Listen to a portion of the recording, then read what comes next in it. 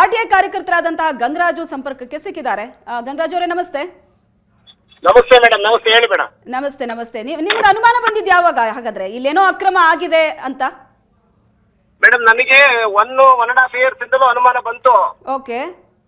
ಅನುಮಾನ ಬಂದಾದ್ಮೇಲೆ ಏನಾಯ್ತು, ಜಿಲ್ಲಾಧಿಕಾರಿಗಳಿಗೆ ಎಲ್ಲ ದೂರು ಕೊಟ್ಟಿದೀವಿ, ಮತ್ತೆ ಅದಾದ್ಮೇಲೆ ಸರ್ಕಾರಕ್ಕೂ ದೂರು ಕೊಟ್ಟಿದೀವಿ. ಜಿಲ್ಲಾಧಿಕಾರಿಗಳು ತನಿಖೆ ಮಾಡಿಬಿಟ್ಟು ವರದಿ ಕೊಟ್ಟರು. ಮತ್ತೆ ಸರ್ಕಾರ ಇನ್ನೊಂದು ತನಿಖಾ ಸಂಸ್ಥೆಯನ್ನು ನೇಮಕ ಮಾಡ್ತು, ಅವರು ವರದಿ ಕೊಟ್ಟಿದ್ದಾರೆ. ಏನಂತ? ಇದು ಅಕ್ರಮ ಆಗಿದೆ, ಇದರ ವಿರುದ್ಧ ಶಿಸ್ತು ಕ್ರಮ ಜರುಗಿಸಬೇಕು, ಅಧಿಕಾರಿಗಳ ವಿರುದ್ಧ, ತಪ್ಪಿತಸ್ಥರ ವಿರುದ್ಧ ಕ್ರಮ ಜರುಗಿಸಬೇಕು, ಇದು ತಡಿಬೇಕು ಅಂತ. ಓಕೆ. ಆದ್ರೆ ಸರ್ಕಾರ ಇಲ್ಲಿವರೆಗೂ ಯಾವುದೂ ಕ್ರಮ ತಗೊಂಡಿಲ್ಲ. ಓಕೆ. ಈಗ ಸಿಎಂ ಪತ್ನಿ ಪಾರ್ವತಿ ಅವರ ಹೆಸರಲ್ಲೂ ಕೂಡ ನಿವೇಶನ ಹಂಚಿಕೆ ಆಗಿದೆ ಅನ್ನೋದು ಅದು ಯಾವಾಗ ಗೊತ್ತಾಯ್ತು ನಿಮ್ಗೆ? ಯಾರಿಗೆ ಮೇಡಮ್? ಯಾರಿಗೆ? ಮುಖ್ಯಮಂತ್ರಿಗಳ ಪತ್ನಿ ಪಾರ್ವತಿ ಅವರ ಹೆಸರಲ್ಲೂ ಕೂಡ ಸೈಟ್ ಹಂಚಿಕೆ ಆಗಿದೆ ಅನ್ನೋದು? ಮೇಡಮ್, ಪಾರ್ವತಿ ಅವರ ಹೆಸರಿಗೂ ಹಂಚಿಕೆ ಆಗಿರೋದು ಈಗ ಆಲ್ರೆಡಿ 6 months 8 months ಇಂದ ನನಗೆ ಮುಂಚೆ ಗೊತ್ತಾಯ್ತು. ಓಕೆ.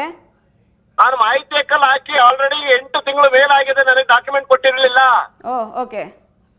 ಸಂಪೂರ್ಣ ಡಾಕ್ಯುಮೆಂಟ್ ಕೊಟ್ಟು ಈಗ ನಾನು ಡಾಕ್ಯುಮೆಂಟ್ ತಗೊಂಡು ಹೊರಗಡೆ ಬಂದಿದ್ದೀನಿ. ಓಕೆ. ಹಾಗಾಗಿ ನಾನು ದಾಖಲೆಗಳು ಇಲ್ಲದೆ ನಾನು ಯಾವುದನ್ನು ಮಾಧ್ಯಮದ ಅಂತ ವ್ಯಕ್ತಿಗಳ ವಿರುದ್ಧ ಮಾತಾಡಬೇಕು ಅಂದ್ರೆ ನಮ್ಮಲ್ಲಿ ಸಂಪೂರ್ಣ ದಾಖಲೆಗಳು ಕಲೆ ಹಾಕಿ ಮಾಹಿತಿ ತಿಳಿದು ನಾನು ಅರ್ಥ ಮಾಡ್ಕೊಂಡು ಸುದ್ದಿ ಪ್ರಸಾರ ಮಾಡಕ್ಕೆ ನಿಮ್ಮೊಂದು ಬರಬೇಕಲ್ವಾ? ಓಕೆ.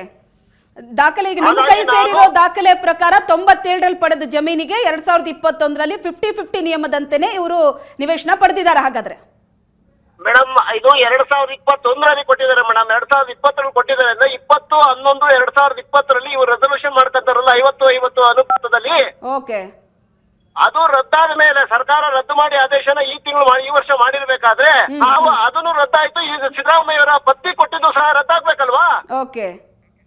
ಯಾಕೆ ಬಹಳಷ್ಟು ಅನುಮಾನ ಇದೆ. ಹಾಗಾದ್ರೆ ನಗರಾಭಿವೃದ್ಧಿ ಸಚಿವರು ತನಿಖೆಗೆ ಆದೇಶ ಕೊಟ್ಟಿದ್ದಾರೆ. ನೋಡೋಣ ಏನಾಗುತ್ತೆ ಅಂತ, ಈ ಪ್ರಕರಣದಲ್ಲಿ ಏನ್ ಆಚೆ ಬರುತ್ತೆ ಅಂತ. Thank you so much sir.